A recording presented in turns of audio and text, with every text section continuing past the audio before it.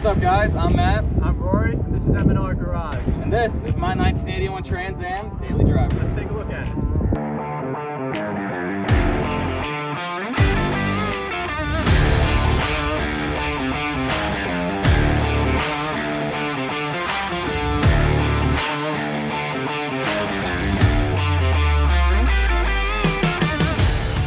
So this is my 1981 Pontiac Firebird Esprit. It's technically an Esprit from the factory. It's a base model car, had a 265 cubic inch V8 in, which is actually the smallest Pontiac V8 ever made. And this is actually my very first car. I've had it for a little over 2 years now, and I got it as a bare Hulk, essentially. The car was left for dead. Been sitting for about 30-some years, and it was rusty. We nicknamed the car the Blue Bomber because my dad made a joke one day saying that the car was blue, obviously, and it was bombed out in his garage, and I better move it soon.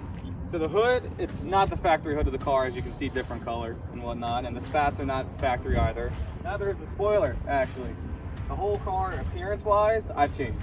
I paid $100 for this hood. Me and my grandfather one day, actually at the beginning of the whole Corona situation, we drove 6.5 hours up to Lowell, Massachusetts, and 6.5 hours back home just to buy the hood because it was such a good deal and I couldn't pass it up. The wheels are 10th anniversary turbo Trans Am wheels. They're 1 year only wheels. They're really cool. My dad's had them since he was a kid. Some dude gave them to him for free. So kind of crazy story, but now they're on my car to kind of complete the turbo Trans Am look and whatnot. Now let's see what she's got under the old power barn here. The engine in the old girl is not the factory engine. As you can see on the cowl tag here, it had a 4.3 liter 265 cubic inch Pontiac V8. It is the smallest Pontiac V8 ever made. Notice I say Pontiac, so don't attack me saying it's the smallest V8 ever made because I know it's not. About 2 weeks ago, my dad said, let's pull it in and do the engine swap I've been waiting to do. This is a 1970 Pontiac 350 engine.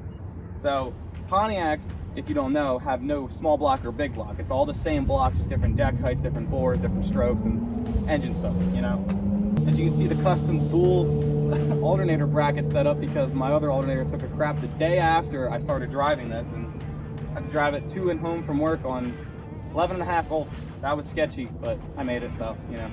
And the blue is a 60s Pontiac blue. I prefer the 60s metallic turquoise more than the 70s, like real pure blue that this car was supposed to have on it. So just personal taste. Some of the brackets I've had to custom make myself. I kind of bent a couple pieces of sheet metal up and made non-adjustable brackets, which isn't good, but it works, and truthfully I don't know how it works. I guess I figured it out or something. The entire brake system has been gone through on the car. All the fuel lines are brand new. It's got a brand new gas tank because that took a crap about 5 months into me driving it. And it's a really fun car to drive, and it gets a lot of looks. So the exhaust on the car is pretty basic, nothing fancy. It's got Summit brands, 1 5/8 primary with 3-inch collector headers. The long tubes are really nice and they flow really well. It actually has an O2 sensor on it, so you can tune the carb up a little bit more. Some guys hate them, some guys love them. I personally like them because based off experience with my dad and whatever. And then it's got a full 2.5-inch straight dual exhaust system. There's no crossover, no X, no H, and it's through a set of old Thrush welded mufflers. I mean, it's as basic and as muscle car as it gets. Now let's see how she drives.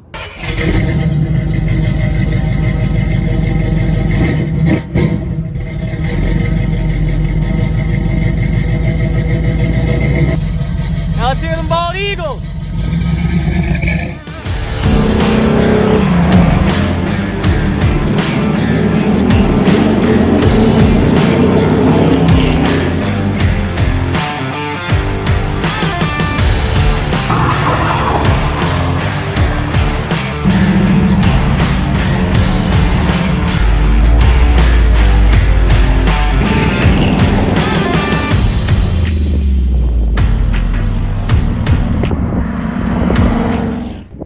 On his 1981 Pontiac Trans Am at 17 years old. This is his daily driver. Stay tuned, make sure that you're subscribed and you hit the notification bell because there's going to be way more content with this and other cars that we have on our channel.